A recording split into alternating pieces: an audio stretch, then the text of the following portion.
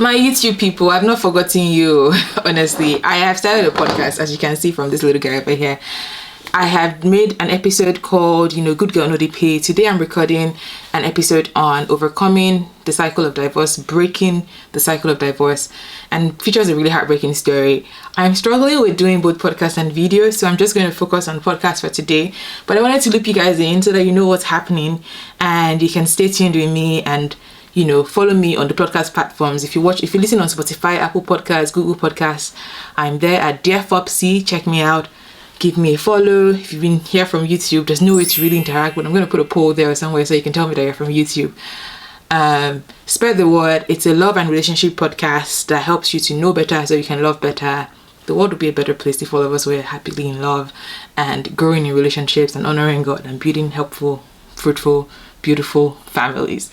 So yes, this is my way of telling you that I haven't forgotten you. I'm on a podcast platform now and I'm trying to use my energy in a way that is most productive. And you guys on YouTube require like great video, everything. And I'm just like, let's focus. So yes, come along with me. This will be a glimpse of what the podcast is about. And then you can watch and come and listen to the full thing on Spotify or Apple Podcasts, which is already on your phone. So give me a listen and share with a friend so that they know about me. All right, that's a lot of an introduction. If you're not subscribed here, how about you do that? Okay, thank you very much. Dear Fopsy, I come from a line of divorced women, and I think I'm not meant to be happy in love.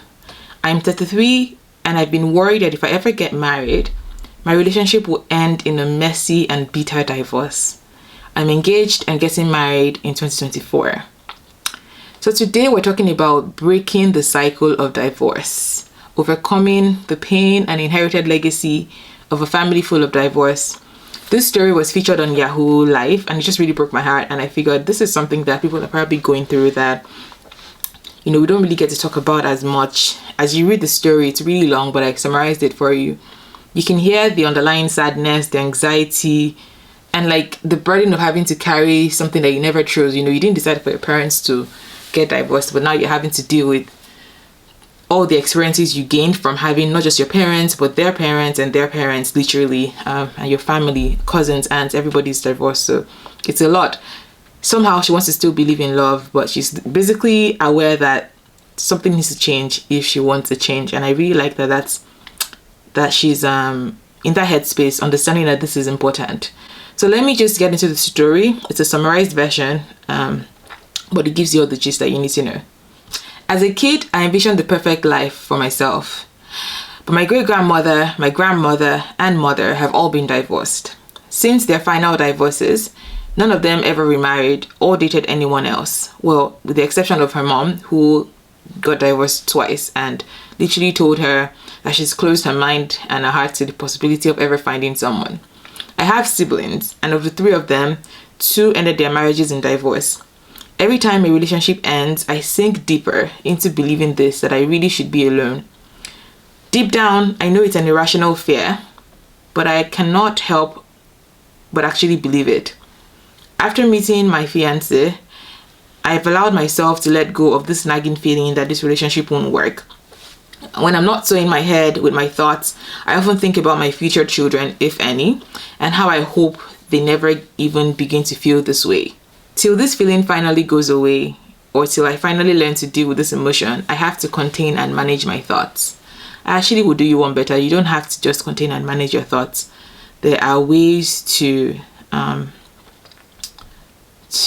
ensure you have a happy ending and to increase the chances that you will also enjoy your marriage and it will not just be this legacy of divorce that you continue.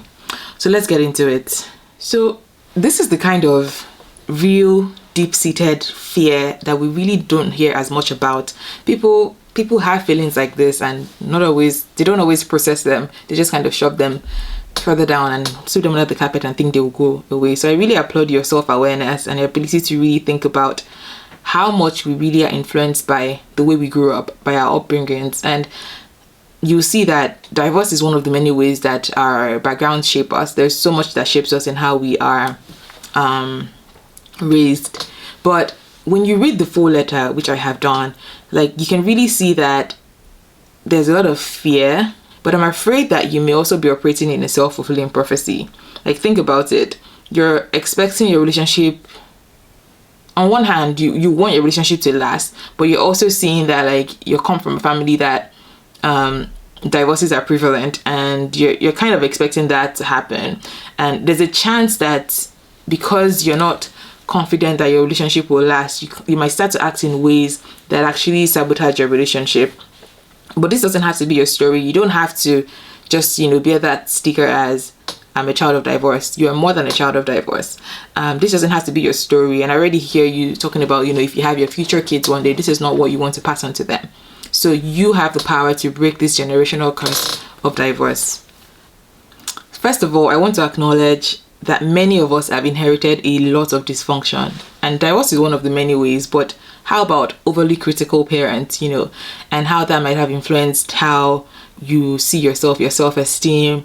How about unhealthy patterns of conflict resolution, fighting, yelling, even some domestic violence that we saw growing up. Sibling rivalry, while subtle and seemingly harmless, can also be a thing that really impacts our ability to form bonds. Abuse and abandonment are also bigger ones that really influence how we process the world around us. So you're not alone. Divorce is one big one, but there are other ways that many people are struggling through a legacy of less than perfection. So many of us have grown up with these dysfunctions that we felt was normal, and a lot of us have a lot of unlearning to do. The thing is, we're not born knowing how to have positive, loving, lasting relationships, and we really just have to learn them. So what you're saying basically is that you've grown up in a place where you didn't learn positive relationships because relationships ended before you were able to learn these things. And it wasn't just your parents, your grandparents, your cousins, everybody was divorced too. It was really hard to learn. I'm going to start with the not so great news, and then I will get to the good news and the fact that there is hope, because if there wasn't hope, this would just be a really sad story. Statistically, it is true that people who come from divorced homes are likely to repeat their parents' mistakes, and the odds double when it's both partners who come from divorced homes. So you were really right in calling this out. And I remember in the article, she actually says that her friends say she's just being silly or something. But no, you're not being silly. This is actually backed by science, that the odds are higher. But you're not doomed to do so. The fact that you're statistically more likely to have a divorce doesn't mean that you're doomed to have a divorce. The true victory of having a lifelong marriage comes from the commitment you and your husband make. And you must be able to say, I am committed to marriage. I strongly believe in marriage. But not only that, you also have to be able to say, I do not believe in divorce. And both actions, both words, both affirmations kind of guide you, because not only is it that you're saying marriage is for me, you're also saying divorce is not for me, and I'm going to have my beliefs. I'm going to strongly believe in that, and my actions will follow that.